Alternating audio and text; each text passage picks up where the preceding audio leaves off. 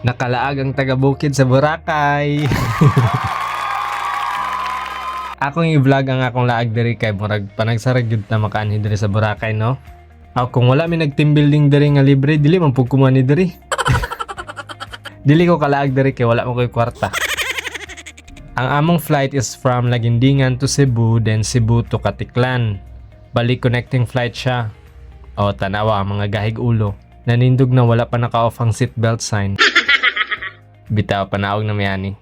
Then from Katiklan sakay na pud mi og van padulong sa port para motabok sa Boracay Island. And ang sakyan pa Boracay is kaning barge ba tawag ani? Basta barko-barko. So in summary, pag anhin namo sa Boracay, gisakyan namo tanan mode of transportation. Wow! Land travel, airplane, and boat. So water, earth, fire, air. Long ago, the four nations lived together in harmony. Then pag abot sa Boracay, diri mi nagstay sa Boracay Ocean Club Resort and Spa Hotel. Tsada ang hotel and tsada po ang accommodation. And naka VIP suite daw mi. VIP jud kay tanawang CR. Makita ka gikan sa katre. Makita jud ka magtuwad-tuwad ka diya sulod. Syempre, di mawala ang mirror shots. Yeah, boy. Ako na isa na billion, guys.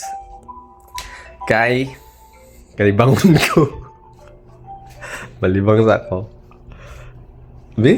Tsada man lang kwan. Tsada lang CR. Minapagi telephone. Na-telephone sa CR in case dili ma-flush. Manawag ka. Manawag ka sa front desk nga nung dili ma-flush. Tulo daw ni ka station na adiri sa Boracay. 1, 2, and 3. Ang among hotel na siya sa station 3 na allocate. Then mobaklay pa kag mga 2 kilometers para moabot jud ka dito sa station 1. Sa station 1 and 2, na dito ang mga daghan nga establishments pero walay shore dito ay kanang walay shoreline ba. Like daghan kayog bato. Diri sa 3 tsada kaayo ang shoreline, hawan kaayo and white beach jud siya. Pero wala kayo mga establishments. Oy, yun sa to. Akong i-sensor ha kay professional ba yata? Professional? Dili lang ako magsaba guys nga daghan pa kog mga nabidyohan mga ingato. Abi pa lang kuanta. Pero naajud ka diri sa Boracay daghan yung gag makita. Mura jud kag nag-order sa Jollibee ba? Isa ka nag 2-piece nga chicken, kanang dakog breast part and lami nga thigh part. Kung magbaklay ka from station 3 to 1 or vice versa, maagian dyan nimo mga daghang establishments. Mga establishments nga dili na ko ma-afford kay syempre wala ko'y kwarta. Naami per diem or allowance sa among team building pero gipaksian na nako sa wala pa ko naabot diri no. Naapod diri ang mga souvenir shops, linya ra mismo sa mga hotels and buildings. Mga barato ra pud baya ilang mga kuan, souvenirs, dili kay ingon nga mahal ba. Siguro tungod sa kuan, daghan nga kompetensya kay daghan man pud gyud sila diri. Ang rides na nasakyan nako kanirang sailboat nga ginganlan nilag Paraw. 600 per head and maximum of 10 persons ang makasakay. So musakay ka sa katig nga part, gibutangan nilag net para didto mo manglingkod. Best time mo sakay ani is during sunset jud and guys, worth it kayo siya guys. Grabe.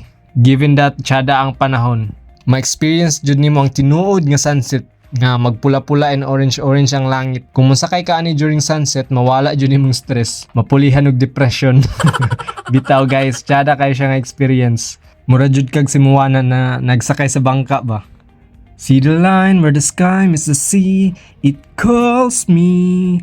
And this is crazy, but here's my number, so call me maybe. Sorry, lain na dito nga kanta. Ug niambak na lang pug ko sa Paraw para maligo. May gani walay shark diri sa Boracay. Unsa na lang puy titiun sa shark no nga puro manibukog akong lawas. Napod sila uban rides pero wala na ko nagsakay ato kay syempre wala mo koy kwarta. Basig maniudto na lang kog buhangin ani pag uli sa Maramag. Siya dapat mag-stroll ka sa shore and kung pareha ka na ako nga taga-bukid ug dili per migaligog dagat, ma-appreciate jud nimo ang pagbaklay-baklay diri sa seashore. Puti kayong buhangin, pwede ra jud magtiniil magbaklay. Dili pareha sa uban dagat ba nga puno og bildo ang buhangin. Pero nakurat lang ko diri nga part guys kay nakakita kog tai. Naa jud di ay gapon tayo sa Boracay no. Abi jud na kog pristine kay ning Boracay ba. O kabalo mo sa meaning sa pristine. Pristine Reyes, Pristine Hermosa. Unique po ilang rela diri sa Boracay guys nga makita sa ilang main road.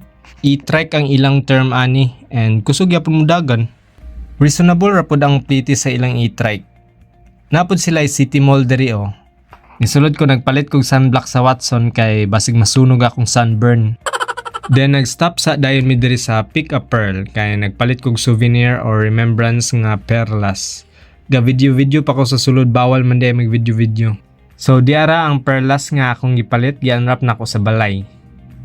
Wala na ako siya gipa-transform into sing-sing or necklace pendant kay akong plano ibutang na ko siya sa gamay nga cork bottle. Nara siya o. Gaplano man gud ko nga magtigom kog mga ingani as remembrance to all the beaches I've been with.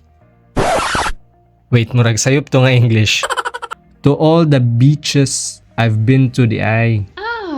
Pataka reg storya no? English ba aron ingnon.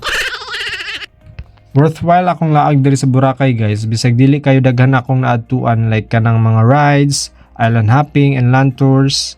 Wala pug ko niadto sa mga bars kanang mga inom-inom guys kay you know buutan ba ako. Char. Wala lang jud koy kwarta. Kung napa lang koy kwarta suruyon jud akong tanang kanto sa Boracay ba. And kung mulaag mo diri sa Boracay mas tiyada jud na daghan mog balon nga kwarta para ma-maximize ninyo inyong experience diri. Okay.